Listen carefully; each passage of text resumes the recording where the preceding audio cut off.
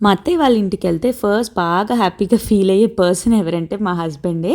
నేను కానీ, మిన్నీ కానీ ఎక్కువ రోజులున్నామనుకో ఎంత హ్యాపీగా ఫీల్ అవుతాడో. మిన్నీని ట్రాక్టర్ ఎక్కిచ్చాము. యాక్చువల్లీ ఈ తిప్పలన్నీ ఏంటంటే ఫుడ్ అసలు తినట్లేదు. సో, అవి ఇవి చూపించి మొత్తం ఎక్కిచ్చి తినిపియటానికి ట్రై చేస్తంటే ఇది నాకన్నా ముదురిది ఆడుతుంది కానీ ఛాన్స్ ఇవ్వట్లేదు తినటానికి. ఇంకా మా అత్తయ్య, మా మమ్మీ అక్కడ కూర్చుంటే వాళ్ళని కూడా పిలుస్తుంది రమ్మని చెప్పి. నా ఫీల్ ఏంటంటే విలేజెస్‌లో చాలా బావుండిద్ది.